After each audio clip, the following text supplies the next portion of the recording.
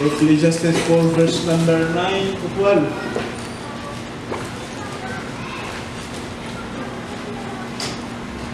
Are you there? Ako wala pa. Ecclesiastes 4 verse number 9 up to 12. So, nga na rin ispansiga na rin verse number 9. You follow me then. We read together verse number 12. The Bible says, two are better than one because they have a good reward for their labor. For if they fall, the one will live us ourselves, but both we and the soul will be fallen, for we cannot another come. Again, if two lie together, then they have heat. But how can one be warm alone? And when one prevail against him, two shall withstand him, and the threefold cord is not quickly broken. I don't know if you have seen that picture on somewhere else in the sky. That kind of birds, we call them actually goose. Sa Bisaya, putlang. Pero sa English, diba nasa wari-waray, yung putlang, unang ng sana. Sa Tagalog, putlang po. Pero actually, this kind of bird, it is something actually as a wonderful lesson that mga scientists have discovered. You know, we have this kind of birds sa Moa, kung Mudagan. If you want to go there, you can go there and show them. Or, if I go to Kongwa, when I come back, I'll bring pasalubong para ninyo. I'll just bring one by one para mga-enjoy. You can see mga kapatid, this kind of bird, whenever they always fly in a V formation. Sa V lang.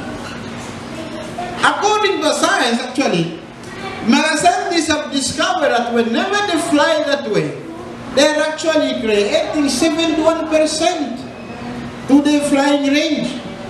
And then whenever they fly together in a V formation, they're only using 40% of the strength. 40 lang. Then if one bird will fly by itself, when they fly together mga kapatid, 40 lang. Pero isa lang, solo lang, kinahanglan 100% strength para siya mulukan. The Bible says in Ecclesiastes chapter 4 verse number 9, sabi ng Bible, two are better than one. Because they have a good reward for their labor. So tonight, so this afternoon, the title of the message will be all about together. Together, dalawa. Sama-sama tayo mga kapatid. Together.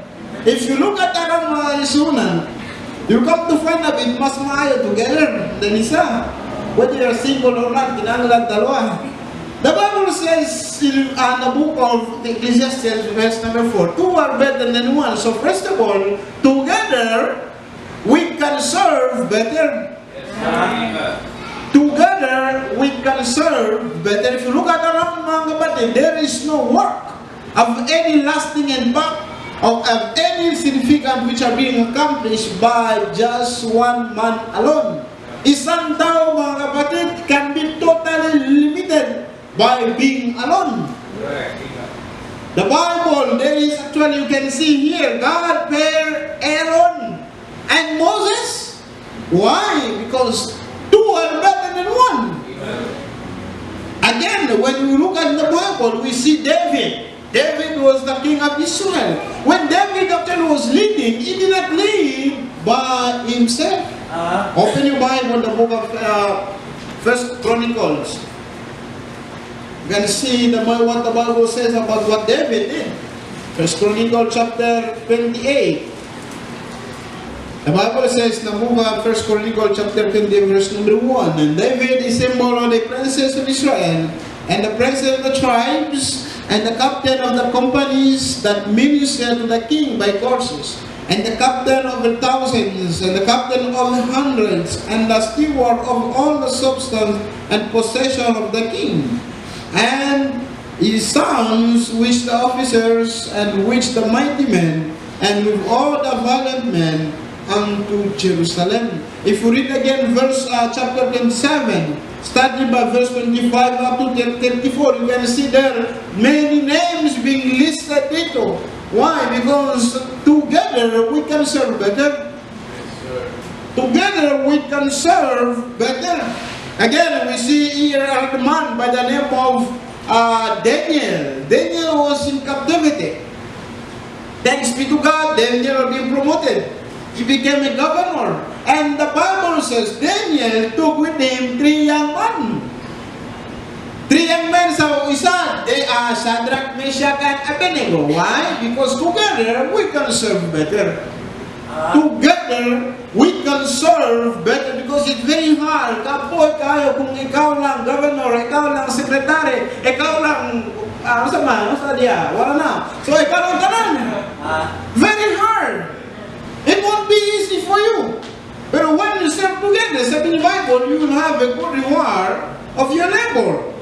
Again, we see in somebody else by the name of Jesus Christ. Jesus Christ, mga kapatid, He was the King of all kings. He was God of all gods. The mighty God, the creator of everything. And yet, when Jesus Christ was in sa mundo, He didn't minister all by Himself. Remember, He is God. He has all the power. And yet, He chose not to minister all by Himself. Open your Bible. In the book of Luke chapter 6, verse number 13. Luke chapter 6, verse number 30, sabi niya, Bible, when was day, it called unto Him His disciple. And of them He chose 12 and began to send them 2 by 2. He began to send them 4, 2 by 2, and give them power of the unclean spirit. Kaya mas maganda mga batiduan than isa. Again, Jesus Christ in the book of Luke chapter 10 verse number 1, He had more people. The Bible says, after these things, the Lord appointed 70 also. And He sent them 2 and 2 before His face into every city and place where Himself will not come. The pattern continue mga kapatid. Even the New Testament church, we can see there in Apostle Paul. Apostle Paul, when he was ministering sa Bible, he took with him a man by the name of Barnabas. After that, Barnabas took another man by the name of John Mark. And then after that, Paul, finally, he took a man by the name of Timothy. Kaya together we can serve better. 2 are better than some. When you look at the book of Romans, in the beginning of the book of Romans, there are 2 names. And then after that, they became 3. After this 3, they became 7. 7 for 13. And then after the apostles of the book of Romans, there are 36 names listed there. And those people, they were co-laborer. They were co-worker with the Apostle Paul. Mga kapatid, when you look at the work of God, dako kayo. Even the responsibility that God has given you through the local church, it cannot be done by just one man alone. But when we work together, we can have a good reward and we will serve better. Together, we can serve better. Kadua, together we will support better. Go back with me in the book of Ecclesiastes. Chapter 4, verse number 10. Sabi ni Bible, for if they fall, the one will lift up his fellow. But woe unto him that is single. Woe to him that is dalaga. Woe unto him that is still alone. If he fallen, walay taong tabang. Nobody will lift up him. When you look at the world today, we live in a sinful world.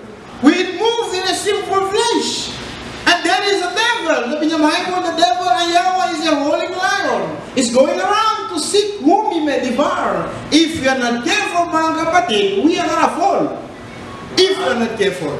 Dagan mga Bible verse that will tell us that if we are not careful, we're gonna fall. And this way, mga kapatid, ayaw magamit yung most sinful flesh or your human weakness as an excuse. Pero in reality, whether you like it or not, kung hindi mo matarong, mga-fall ka.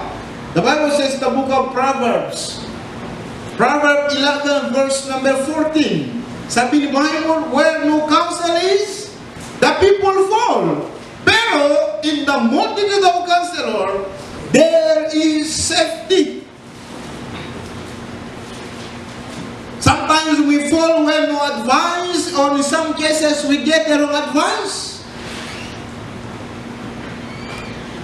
And when you look at this kind of fall, mga kapatid, it's not necessary actually. If only you can get a good advice, if only you can get an informed advice, if only you can get a advice, how will be actually, how clear will be the admonition of Proverbs. I mean, Bible, in the multitude of counselor, there is safety.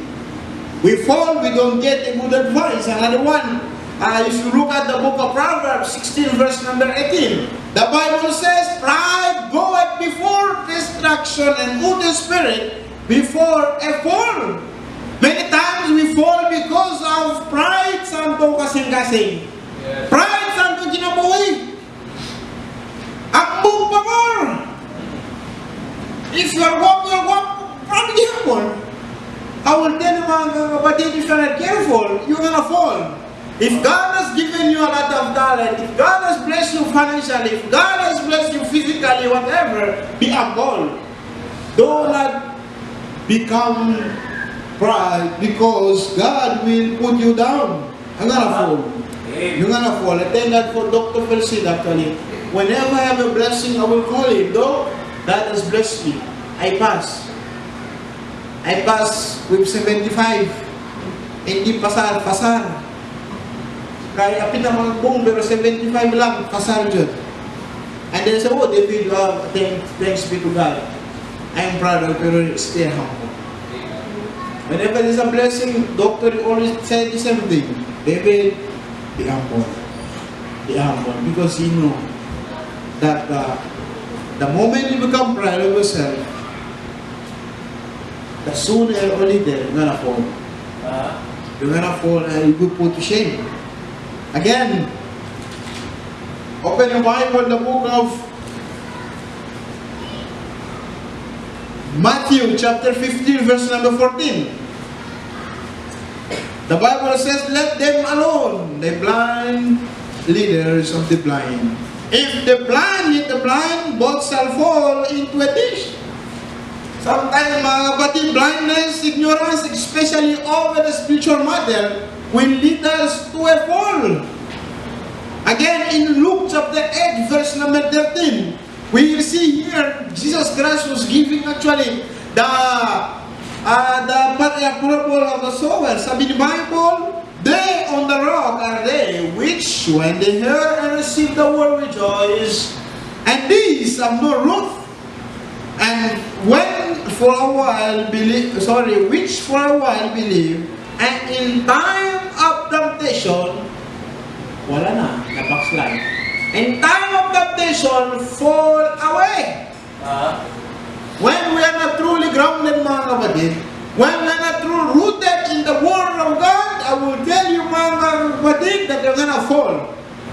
We are gonna fall because we have no enough root, enough that will help us to stand during temptation. Remember, we are not exempted when it comes to temptation. Jesus Christ, He was being tempted. Thanks be to God. He was grounded in the Word of God. That's why He overcome temptation. Kita, sa high, we go with temptation. Why? Because we have not enough Word in us. We are not truly grounded in the Word of God.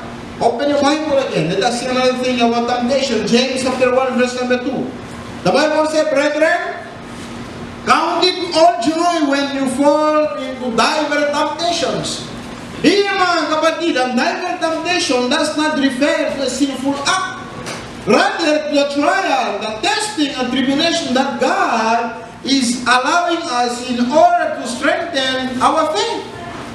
That's why we have it. Many times, ang talking about mga kapatid, we face it. We face trial, we face temptation, we face tribulation, whatever is the reason for you fall, mga kapatid, because you fall. The last thing that we are expecting from a brother is for somebody to come out and help us and put us back into our need. one can help our fellow mga kapatid. Let us be sensitive enough to catch up those people who are falling apart. If you look at the Bible, wala in place the Bible where we are encouraged to cast away those people who fall apart. Wala in the Bible we are encouraged to throw them away. O wala na pala diri. Rather, we are encouraged to help those people who are falling. Open your Bible in the book of 1 Thessalonians verse number 4. Chapter 4 verse number 14. The Bible says, now we exhort you, brethren, warn them that are holy. Comfort the feeble-minded, support the weak. Be patient toward all men. Kapatid, it's our duty that we who are strong to help those who are falling apart, not to throw stone on them, not to gossip about them, not to talk over about them. It is not our work. Hindi na atong trabaho, kapatid. These are not supposed to be in our life. Kita maalis ko ano, we have to be there. Let us be sensitive enough to catch those people who are falling apart. Let us be ready to edify those people who are falling away. Let us be ready to build them up and put them in the service of God. Together, we support with them. Nakatulog. Not only together we can serve better, not only that together we can support better, and katapusan, together we secure better. Together we secure better. Go back with me again in the book of Ecclesiastes. Ecclesiastes chapter 4, verse number 11, 12. The Bible says again, if two lie together, then they have heat. But how can one be warm alone? Verse number 12. And if one prevail against him, two shall withstand him. And a threefold cord is not quickly broken. Kapatid, notice the word heat. Heat. Ito, it can be understood as actually a sense of security. As a human we are, security actually is our need. And most of the time we feel secure, actually, by the way, you can notice this. Mga baby, they feel secure whenever you carry them. You put them on your chest. But then they feel secure. Because of the warmth of the adult that's giving the baby. Mas security that's siya. Even me karon, I'm so excited to see my beautiful baby. My beautiful, handsome baby. Liwat yaman. I'm so excited to see my baby. Because actually, whenever you carry a baby, they feel secure. We feel secure when we are accepted as the way we are. If somebody accepted you the way we are, you are very secure. And we don't have to become somebody else in order for us to be accepted. Let people accept you as the way we are. Ayaw mga make-up? Don't make up para hindi mo dapat mo. I'm not saying that mga babae hindi mag-make-up. Make-up para mga baba. Hindi mag-make-up ang lang. You know, my wife, every time we go down the street, she always make-up. Gusto ba ni Ginoo? Kasi mag-make-up even in the jeepney. Make-up gihapon. Sama ni Diyos. Thank God I'm not the babae yun. Wala kong dala make-up, wala kong mirror. Ginoo. Thank to God for my wife. Actually, she accepted me just the way I am. What a blessing. Palalangin. Because what matter the most, mga kapatid, hindi na outward appearance, di ba? Hindi na ako Bible. What matter the most, hindi na outward appearance, rather inward appearance. But what matter the most to God. Thanks be to God. You know, it is a challenge really for her to go with me in Congo, especially in Africa. You know, it's challenging. Even when I came to the Philippines, it was challenging for me. I was there, sometimes I was crying because I feel like I'm left behind. I was alone, walay papa, walay mama, walay kapatid, walay pastor, ako lang sa school. Sometimes in summer, walay tao, all of them will go home. Ako lang bilhin there. Trabaho ko mo. Wala pagkain. Fasting pa yun. I was crying. Because it was not easy, but thanks be to God, she was praying that God can use her in the ministry. That's where we meet. We meet in Manila, in the missions conference. That's why mga single, attend mo pa more mga missions conference. As in there sa missions conference, na mo future forever. So sa attending missions conference, we meet, and then when we actually became boyfriend and girlfriend, as the culture is, if you are ready to get married, before that you go and ask permission, the blessing of the parent. I didn't know that she came from Cotabato. Not even south, north pa Jud. Dangerous. Dangerous yun. And then, Mitsaya, Abu Saya, mga NBA, that's the area mga NBA. Mag-bombing, always there. Every time, bombing Jud. You know, I told Dr. Felicida, Father, I call him Papa, I found a beautiful wife. And he asked me, tagasan siya. Sa Cotabato. Uy, siguro ko, David? I said, yes, I'm sure Cotabato. David, you do not know that Cotabato is under martial law? He said, Pastor, I know that bahal ng martial law, basta mahal kita. Okay na bang? Umut mo more. Because I can go. I went to Cotabato. I arrived in Cotabato. Wow, it was very challenging. We're in the Philippines. Lahi doon. And the people were staring at me. Oh, what's the money? Now I did. They were looking at me. I felt insecure. So I went directions out there. I checked in. I don't go out in the morning. Daytime hindi ko malas. At look kayo po. I thought they would kidnap me. I only go out in the evening. You know why? They cannot see me. That's why we cannot be that. Daytime I go inside. Evening, gawas. Secure. Oh, actually very secure. And after that we get married, and then we were actually staying in one place. After that, in one night, brown out. Sabihin mo, asa ka dad? Masabi. Grabe. Mga kapatid, we want to be accepted just the way we are. By the way, kita we are totally different. Different in our skills, in our ability, capacity, even in our home. Different tayo ng mga gwapa, ng mga gwapa, na yung mga ayaw na lang. Tanan! We're totally different, pero if only we accept one another, then mga kapatid, together, we can secure better. If only we accept one another, but two are better than two actually will stand strong when the enemy will come and destroy our life. We'll stand strong, and the devil will not have any place to attack us. Why? Because we are standing together. Together mga kapatid, we can secure better. Together mga kapatid, we will have actually a good result. Open your Bible in the book of 1 Corinthians. 1 Corinthians chapter 12, verse number 20. But now are there many members, but yet but one body.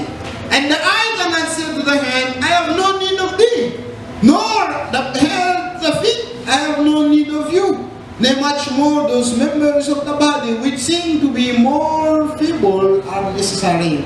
And those members of the body which think to be less honorable, upon these we bestow more abundant honor. And our comely parts have more abundant comeliness. For our comely parts have no need, but God hath compared the body together, having given more abundant honor to the part which lacketh. Verse number 25, then there should be no shame in the body, but that the members should have the same care one for another. Verse number 26, and whether one member suffer, all the members suffer with it, or one member be honored, all the members rejoice with it. Go back to verse number 25. You will notice the phrase, so that they should have the same care one for another. Kapatid, as the body of Christ, sabi ni Bible, we must take care of one another. We have to have the same care for one another. There is no